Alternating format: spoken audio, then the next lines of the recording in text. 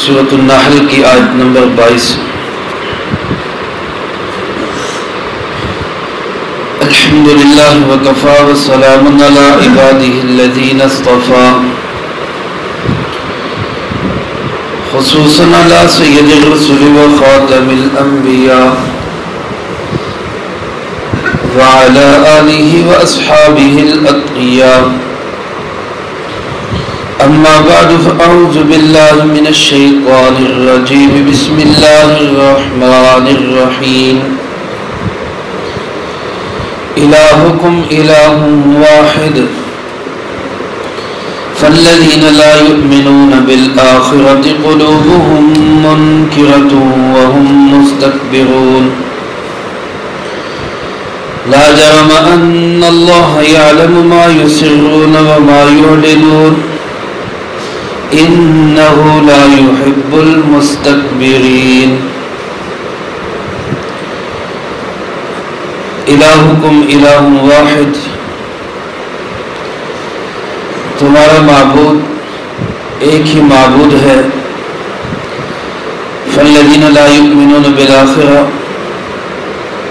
پس وہ لوگ جو آخرت پہ ایمان نہیں رکھتے، قلوبہم منکرہ، انہی کے دل انکار کرنے والے ہیں، وہم مستکبرون، اور وہ تکبر کرنے والے ہیں۔ لا جرم ان اللہ، کوئی شک نہیں کہ بے شک اللہ پاک یعلم ما یسرون وما یعلنون، جانتے ہیں بہت اچھی طرح جس کو یہ لوگ چھپاتے ہیں اور جس کو یہ لوگ ظاہر کرتے ہیں۔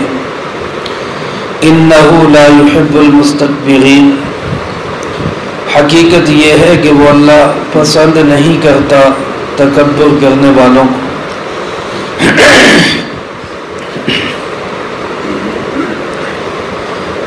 اس سے پہلی آیات مبارکہ میں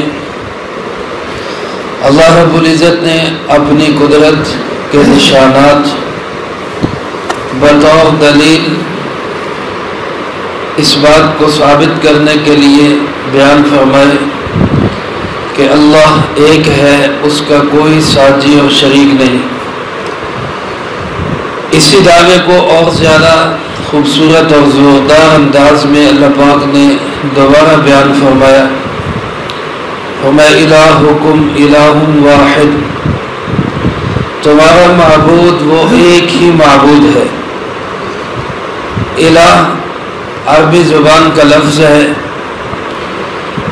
جس کے متعلق علامہ بیضاوی رحمۃ اللہ علیہ نے مختلف اس کی تحقیقات اور اس کے معنی لکھے ہیں۔ نمبر 1 انہوں نے یہ لکھا کہ یہ الہ کا لفظ، الہ اللہ ہی کا ایک لفظ ہے، اور لفظ اللہ اسی الہ سے نکلا ہے، اور اس کا معنی ہوتا ہے الوہیت، یعنی معبود ہونا، عبادت کے لائق ہونا، محبت کے لائق ہونا۔ تو گویا الہکم الہ واحد، اس کا ترجمہ یہ ہوگا کہ تمہاری عبادتوں اور تمہاری چاہتوں کے لائق صرف ایک ہی اللہ ہے، ایک ہی ذات ہے، اور وہ اللہ ہے۔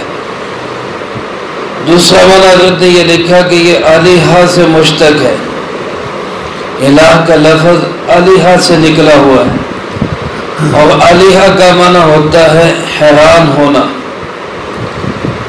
الہ کا معنی ہے حیران ہو جانا، جہاں جا کے عقل پریشان ہو جائے۔ اللہ وہ ذات ہے، عقل اگر اللہ کے بارے میں غور کرے تو انسان حیران ہو جاتا ہے۔ اللہ کتنی قدرتوں والا، کتنی شانوں والا، اور کیسی وراء الورا ذات ہے جس کی حقیقت کو آج تک کوئی پا نہیں سکا۔ ایک طرف ظاہر ایسا کہ کائنات کی ہر چیز میں اللہ کا ظہور ہے، اور دوسری طرف اللہ باطن ایسا ہے کہ آج تک کسی کو معلوم نہیں اللہ کیسا ہے۔ وہ اول بھی ہے، وہ آخر بھی ہے، ابتدا میں بھی وہی ہے آخر میں بھی وہی ہے۔ تو ایسی ذات جو ایسی صفات کی مالک ہے کہ جس کی وجہ سے انسان حیران ہو جائے، اس کو کہا جاتا ہے الہ، اور وہ الہ ایک ہی ہے اور وہ اللہ رب العزت ہے۔ تیسری بات یہ ارشاد فرماتے ہیں کہ یہ والہہ سے مشتق ہے، یہ الہ کا لفظ جو ہے والہہ سے نکلا ہے، اور والہہ کا معنی ہوتا ہے سکون حاصل کرنا۔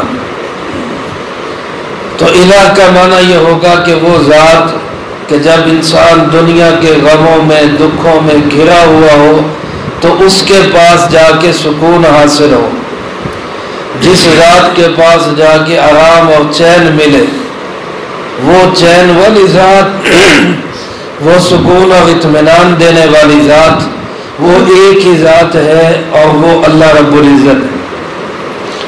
چوتھا معنی الہ کو انہوں نے یہ لکھا ہے کہ الہ اور الہ یہ اس سے مشتق ہے، جس کا مطلب ہوتا ہے گھبراہٹ میں جائے پناہ حاصل کرنا، گھبراہٹ کے اندر پناہ کی جگہ تلاش کرنا۔ دنیا کے اندر جب انسان کو بڑی سے بڑی گھبراہٹ، پریشانی، دکھ، صدمہ پہنچے تو جائے پناہ صرف ایک ہی ہوتی ہے اور وہ اللہ کی ذات ہے۔ تو یہ سارے مفہوم الہ کے مفہوم ہیں، عبادت کے لائق، محبت کے لائق، چاہت کے لائق، سکون حاصل کرنے کی جگہ، گھبراہٹ اور پریشانیوں میں جائے پناہ، وہ صرف ایک ہی ہے، الہ واحد، ایک ہی الہ ہے۔ کہیں اللہ رب العزت نے اپنی صفت واحد بیان کی ہے، کہیں کہا قل هو اللہ احد، واحد اور احد۔ علماء فرماتے جب یہ لفظ اللہ کی ذات کے لیے بولے جائے تو یہ مترادف ہے، دونوں کا ایک ہی معنی۔ اللہ ایک ہے، اکیلا ہے، یکتا ہے، اس کا کوئی ساجی اور شریک نہیں۔ لیکن اس عقیدے کو تسلیم کون کرے گا؟ اس عقیدے کو مانے گا کون؟ اللہ رب العزت فرماتے ہیں کہ اس عقیدے کو وہ شخص تسلیم کرے گا جس کا آخرت کے عقیدے پہ یقین ہوگا، جس کا یقین ہوگا کہ میں نے مرنے کے بعد دوبارہ اٹھنا ہے، اللہ کے سامنے پیش ہونا ہے، اپنی زندگی کے ایک ایک عمل کا حساب دینا ہے۔ وہ مانے گا اس بات کو بھی کہ اللہ ایک ہے، اس کا کوئی ساجی اور شریک نہیں۔ اور فالذین لا یؤمنون بالآخرہ، وہ لوگ جو آخرت کے اوپر ایمان نہیں رکھتے، جو آخرت کو نہیں مانتے، فرمایا قلوبہم منکرہ، ان کے دل عقیدہ توحید کے بھی منکر ہیں۔ اس لیے علماء فرماتے ہیں یہ عقیدہ توحید اور عقیدہ آخرت یہ دونوں آپس میں جڑے ہوئے ہیں۔ جو بندہ توحید کا قائل ہوگا وہ اس بات کا بھی قائل ہوگا کہ مرنے کے بعد دوبارہ زندگی ہے، اور پھر اس زندگی میں اپنے سارے اعمال کا حساب دینا ہے، آخرت کا دن۔ اور جو بندہ عقیدہ توحید کا قائل نہیں وہ عقیدہ آخرت کا بھی قائل نہیں، جو عقیدہ آخرت کا قائل نہیں وہ عقیدہ توحید کا بھی قائل نہیں۔ یہ سارے عقائد آپس میں جڑے ہوئے، اور مومن وہی شخص کہلاتا ہے، ایمان والا وہی کہلاتا ہے کہ جس کے اندر سارے ہی عقائد پر ایمان ہو۔ جیسے ہم پڑھتے ہیں آمنت باللہ وملائکتہ وکتبہ ورسلہ والیوم الآخر والقدر خیرہ وشرہ من اللہ تعالی والبعث بعد الموت۔ اللہ پہ ایمان، فرشتوں پہ ایمان، کتابوں پہ ایمان، اللہ کے نبیوں پہ ایمان، مرنے کے بعد دوبارہ جی اٹھنے پہ ایمان، اور اچھی بری تقدیر سب اللہ کی طرف سے ہے، اس پہ ایمان۔ اور اسی طرح جناب محمد کریم صلی اللہ علیہ وسلم کی ختم نبوت پہ ایمان۔ ان میں سے کسی ایک چیز کے بارے میں بھی اگر کوئی شخص انکار کرتا ہے وہ مومن کہلانے کا حقدار نہیں۔ ایک بندہ کہتا ہے میں اللہ کو مانتا ہوں لیکن مجھے اس بات کا یقین نہیں کہ مرنے کے بعد دوبارہ بھی جی اٹھنا، تو یہ شخص 1000 دفعہ اللہ کو مانے، یہ مومن کہلانے کا مستحق نہیں۔ ایک شخص باقی تمام عقائد پہ ایمان رکھتا ہے لیکن کہتا ہے میں یہ نہیں مانتا کہ ہر اچھی بری تقدیر اللہ کی طرف سے ہے، بلکہ میں یہ سمجھتا ہوں کہ اچھی تقدیر اللہ کی طرف سے اور بری تقدیر کسی اور کی طرف سے۔ اگر کسی بندے کا یہ عقیدہ ہو تو وہ مومن کہلانے کا حقدار ہرگز نہیں۔ مومن جب کہلائے گا جب ان تمام عقائد پر 100% یقین ہو اور اس میں ذرا برابر بھی شک نہ ہو۔ اگر کہیں شک بھی آ گیا، جیسا کہ آج کل بہت سارے لوگ جناب محمد کریم صلی اللہ علیہ وسلم کی ختم نبوت کے متعلق شک میں ہے، حالانکہ یہ عقیدہ ختم نبوت قرآن پاک کی سینکڑوں آیات اور جناب محمد کریم صلی اللہ علیہ وسلم کی سینکڑوں احادیث سے یہ عقیدہ جو ہے واضح ہے، اور 1400 سال سے امت کا اس پر اجماع ہے۔ جناب محمد کریم صلی اللہ علیہ وسلم اللہ کے آخری نبی ہیں، آپ کے بعد کسی قسم کا کوئی نبی نہیں۔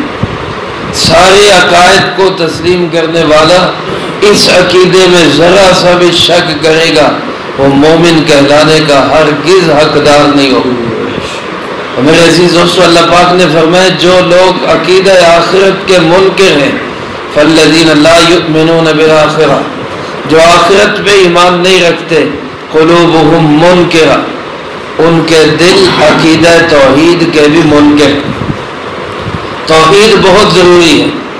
حضرات صحابہ کرام رضی اللہ تعالی مجمعین فرماتے ہیں ایک دفعہ ہم بیٹھے ہوئے تو آپ علیہ الصلوۃ والسلام ہمارے درمیان میں سے ایک دم اٹھ کے چلے گئے، جیسے بندے کو کوئی ضرورت ہو، کوئی تقاضا ہو، کوئی پیشاب بخانے کی حاجت ہو تو بندہ اٹھ کے چلا جاتا ہے، تو آپ ایسے اٹھ کے چلے گئے۔ جب کافی دیر بیت گئی اور جناب نبی پاک صلی اللہ علیہ وسلم واپس تشریف نہیں لائے، کافی دیر بیت گئی، تو کہتے ہمیں تشویش ہوئی، چونکہ حالات خراب تھے، مدینہ منورہ میں بہت سے دشمن تھے، یہودی تھے، تو ہمیں تشویش ہوئی کہ کہیں آپ علیہ الصلوۃ والسلام کو کوئی نقصان نہ ہو گیا ہو، تو ہم تلاش کرنے کے لیے نکلے کہ آپ کہاں گئے۔ اور روایات میں یہ بھی آتا ہے کہ جناب محمد کریم صلی اللہ علیہ وسلم کو جب لوگوں نے تلاش کرنا ہوتا تو آپ علیہ الصلوۃ والسلام کی خوشبو سے پتہ چل جاتا تھا کہ آپ کس طرف گئے۔ اللہ نے آپ کے جسم مبارک میں ایسی خوبصورت اور بہترین خوشبو رکھی۔ حضرت ابو ہریرہ رضی اللہ تعالیٰ فرماتے ہیں کہ انا اول، میں سب سے پہلا انسان تھا جس نے نبی پاک صلی اللہ علیہ وسلم کو تلاش کر لیا۔ آپ انصار کے ایک باغ کے اندر تھے، لیکن اس باغ کی 4 دیواری ہوئی تھی، چاروں طرف اس کی دیوار تھی، اس میں جانے کا کوئی راستہ نہیں تھا، صرف ایک راستہ تھا جہاں سے اس باغ کے اندر کھالا جا رہا تھا، پانی جا رہا تھا، وہاں سے دیوار نیچے سے ٹوٹی ہوئی تھی، تو اس کے علاوہ کوئی راستہ نہیں تھا۔ فرماتے میں لومڑی کی طرح سکڑ کے اس راستے سے اندر گھس گیا۔ جب میں اندر گیا آپ صلی اللہ علیہ وسلم نے میری آہٹ کو محسوس کیا تو آپ نے آواز دے کے پوچھا ابو ہریرہ، میں نے کہا جی۔ آپ اٹھ کے آ گئے، ہمیں تشویش ہوئی کہ آپ کو کوئی تکلیف نہ ہو گئی ہو، ہم تلاش کرنے کے لیے نکلے اور میں سب سے پہلے آپ تک پہنچا۔ میرے دوستو، جناب نبی پاک صلی اللہ علیہ وسلم نے بڑی عجیب بات فرمائی، بڑی بشارت دی، بہت بڑی خوشخبری دی۔ فرمایا ابو ہریرہ یہ میرا جوتا مبارک لے جاؤ نشانی کے طور پہ، تاکہ کوئی یہ نہ سمجھے کہ اپنے پاس سے بات کر رہا ہے، اور اس دیوار کے باہر جو آدمی بھی تمہیں کلمہ پڑھتا ہوا ملے، لا الہ الا اللہ کہتا ہوا ملے، توحید و رسالت کا اقرار کرتا ہوا ملے، اس کو جا کے بشارت سنا دو کہ وہ جنتی ہے۔ جو آدمی بھی تمہیں توحید و رسالت کا قائل ملے، اس کو جا کے بشارت سنا دو کہ وہ جنتی ہے۔ حضرت ابو ہریرہ رضی اللہ تعالیٰ عنہ تو ہمارے خوشی کے بھاگے پیچھے، اتنی بڑی بشارت مل گئی، ہر کلمہ گو جنتی ہے، اتنی بڑی بشارت مل گئی۔ اللہ کی شان جب باہر نکلے تو سامنے سب سے پہلے جس سے ٹاکرا ہوا وہ نبوت کے مزاج شناس حضرت سیدنا عمر فاروق رضی اللہ تعالیٰ، جناب نبی پاک صلی اللہ علیہ وسلم کے مزاج کو سمجھنے والے۔ حضرت عمر نے پوچھا ابو ہریرہ کدھر بڑی تیزی بھاگا جا رہا؟ کہا حضرت بشارت بہت بڑی مل گئی۔ کیا بشارت ملی؟ اللہ کے محبوب صلی اللہ علیہ وسلم نے فرمایا اس دیوار کے باہر جو کلمہ گو ملے اس کو خوشخبری سنا دو کہ وہ جنتی، اور نشانی کے طور پہ یہ آپ نے نعل مبارک دیا۔ حضرت عمر رضی اللہ تعالیٰ عنہ نے زور سے ایک مکہ سینے پہ مارا۔ حضرت ابو ہریرہ فرماتے میں زمین پہ گر گیا اور مجھے کھینچتے ہوئے واپس لے آئے، اور اللہ کے محبوب صلی اللہ علیہ وسلم سے فرمایا اللہ کے محبوب اتنی بڑی بشارتیں ابھی لوگوں کو نہ سنائیں، ان کو کام کرنے دیں، یہ یہیں پہ ہاتھ دھر کے بیٹھ جائیں گے کہ بن گئے جنتی سارے اور کوئی کام میں نہیں لگے گا۔ لہذا بشارت اپنی جگہ آپ کے ارشادات مبارک سر آنکھوں پہ، لیکن ابھی لوگوں کو کام کرنے دیں۔ میرے عزیز دوستو، یہ جناب نبی پاک صلی اللہ علیہ وسلم کے مزاج شناس تھے، یہ کوئی اعتراض کی بات نہیں ہے، اور نہ آپ صلی اللہ علیہ وسلم نے اس پہ کبھی کوئی اعتراض کیا، نہ آپ نے فرمایا کہ عمر تم یہ کیا کر رہے ہو، میں بھیج رہا ہوں تم کیوں روک رہے؟ حضور نبی پاک صلی اللہ علیہ وسلم بھی سمجھ رہے تھے کہ یہی میرا بھی منشا یہی تھا، لیکن امت کو خوشخبریاں اور بشارتیں سنانا یہ بھی جناب نبی پاک صلی اللہ علیہ وسلم کا کام تھا، اس لیے آپ نے یہ کام بھی سنایا۔ اور میرے عزیز دوستو، میرے آپ کے لیے اس میں بہت بڑی تسلی بھی ہے، لیکن اس بات کی فکر کی بھی ضرورت ہے کہ اللہ موت تک ہمارا ایمان سلامت رکھے، ورنہ حدیث پاک میں بھی آتا ہے ایک زمانہ آئے گا، آپ نے ارشاد فرمایا فتنے اس قدر منہ کھولے کھڑے ہوں گے کہ صبح انسان مسلمان ہوگا تو شام کو کافر ہو جائے، شام کو مسلمان ہوگا تو صبح اس کی حالت کفر میں ہو۔ اللہ مجھے آپ کو ہر فتنے سے محفوظ رکھے۔ میرے عزیز دوستو، ضرورت ہے ہم اپنا تعلق اہل حق کے ساتھ، دیندار لوگوں کے ساتھ جوڑ کے رکھیں، اسی میں ہماری نجات ہے۔ سنتوں کے مطابق زندگی بنائیں، قرآن پاک سے تعلق جوڑیں تاکہ اللہ ہمارا ایمان موت تک سلامت رکھے۔ اللہ والے ایسے بھی گزرے ہیں، ایک بزرگ جو محدث بھی تھے، حدیث پڑھاتے تھے، آخری وقت آیا تو اب ان کے شاگرد پاس بیٹھے ہوئے ساری زندگی قال اللہ قال رسول پڑھتے گزرے، تو شاگرد کہنے لگے کہ اب استاد جی کے سامنے جو مسنون ہے کہ جب کسی کی موت آئے تو اس کے پاس کلمہ پڑھو، کلمہ پڑھنے کا کہو نا، اس کو کہو نا، کیونکہ وقت بڑا سخت ہوتا ہے، ہو سکتا ہے وہ گھبراہٹ میں انکار کر دے، اس کو کلمہ پڑھنے کا کہو نا، بلکہ تلقین کرو، تلقین اس طرح کہ خود پڑھنا شروع کر، اس کی زبان پہ جاری ہو جائے۔ اب ان کے شاگرد سارے محدث تھے، وہ کہنے لگے کہ اب استاد جی کے سامنے کلمہ کیسے پڑھیں، تو ایسا کرتے حدیث کی سند بیان کرنا شروع کر دیں۔ تو اس حدیث کی سند شروع کر دی جس حدیث میں آپ نے ارشاد فرمایا جس کا آخری کلام لا الہ الا اللہ ہوگا وہ جنت میں چلا گیا۔ جب سند شروع کی اللہ نے ان کے دل دماغ پہ وہ سند جاری کر دی، حالانکہ غشی کی سی کیفیت میں تھے، لیکن زبان پہ وہ سند جاری ہو گئی، پوری سند سنائی، اور سند سنا کے ان الفاظ پہ پہنچے، من، آپ صلی اللہ علیہ وسلم نے ارشاد فرمایا من کان آخر کلامہ لا الہ الا اللہ، یہاں تک حدیث پڑھی اور دنیا سے چلے گئے، جان نکل گئی۔ علماء فرماتے لا الہ الا اللہ انہوں نے کہہ دیا اور داخل الجنہ اللہ نے کر دیا، اللہ نے جنت میں داخل کر دیا۔ اللہ ہمیں بھی ایسی اچھی موت نصیب فرمائے۔ تو ایمان کی سلامتی بہت بڑی چیز ہے، اور اللہ پاک فرماتے ہیں یہ کلمہ توحید، عقیدہ آخرت اس شخص سے چھن جاتا ہے جو مستکبر ہوتا ہے، جو تکبر کرنے والا وہم مستکبرون، جس کے دل دماغ میں یہ بات بیٹھی ہو کہ مجھے سب پتا ہے، میں سب جانتا ہوں، میں سب سے بڑا ماہر اور عالم، اور میں سب سے بڑا جاننے والا، اور میری عقل سب سے بڑی۔ اللہ فرماتے یہ مستکبر عقیدہ توحید کا منکر ہوگا، یہ تکبر کرنے والا عقیدہ آخرت کا منکر ہوگا۔ اللہ فرماتے کوئی شک نہیں، اللہ کو سب معلوم ہے، ما یسرون وما یعلنون، جو باتیں چھپا رہے ہیں، جو ظاہر کر رہے ہیں۔ کسی کے دل میں تکبر ہے، کسی کے دل میں عاجزی ہے، اس کا سب کا پتہ کس کو ہے؟ اللہ۔ تکبر کا تعلق بھی کپڑوں سے نہیں ہے، جسم سے نہیں ہے، خوبصورتی سے نہیں ہے، تکبر کا تعلق دل کے ساتھ ہے۔ کپڑے، جسم، لباس، گاڑی سواری، مکان اچھا ہونا، یہ تو جمال ہے، اور تکبر کیا ہے کہ اچھے لباس، اچھے کپڑوں، اچھے گھر کے ساتھ دوسروں کو حقیر سمجھنا، یہ تکبر ہے۔ بطر الحق وغمط الناس، حق کو ٹھکرانا اور لوگوں کو حقیر سمجھنا، یہ تکبر ہے۔ اور فرمایا اللہ اس باریک سے تکبر کو بھی تمہارے دلوں کے اندر جانتا ہے۔ اگر عاجزی ہے تو اللہ کو یہ بھی پتا ہے، ظاہر کرو گے تو وہ بھی جانتا ہے، چھپا کے رکھو گے تو وہ بھی جانتا ہے۔ اور فرمایا حقیقت یہی ہے، اللہ کو تکبر کرنے والے اچھے نہیں لگتے، پسند نہیں اللہ کو تکبر کرتے۔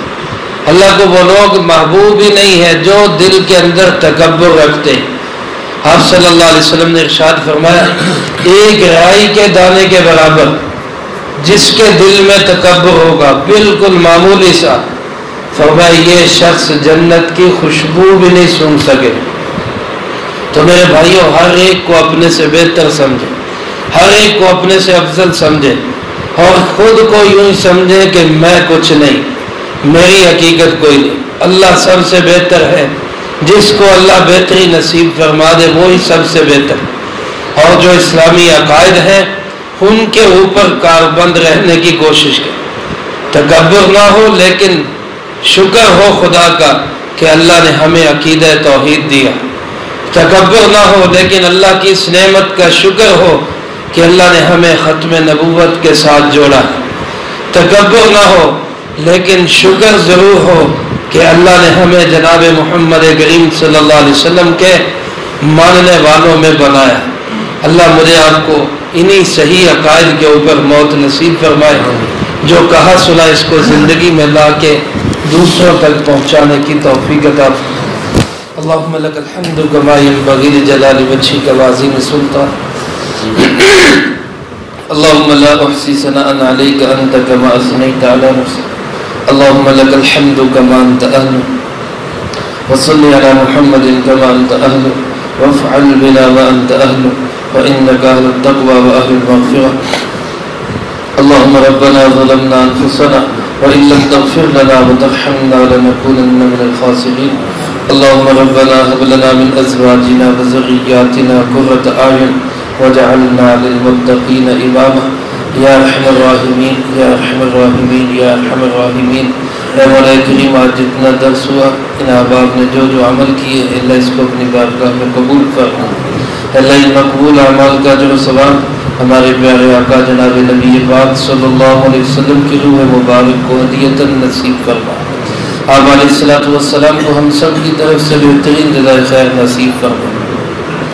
آپ کے توسل سے تمام انبیاء، تمام صحابہ، تمام اہل بیت اور یا اللہ ازواج مطہرات، بنات اطہار، جناب نبی پاک صلی اللہ علیہ وسلم کے تمام صحابہ، بزرگان دین، مشائخ امت، فقہائے امت، محدثین امت، نبی پاک صلی اللہ علیہ وسلم کی امت کے وہ تمام لوگ جو اس دنیا سے جا چکے، جو موجود ہیں، جو قیامت تک آئیں گے، اللہ سب کو اس کا جو ثواب نصیب فرما۔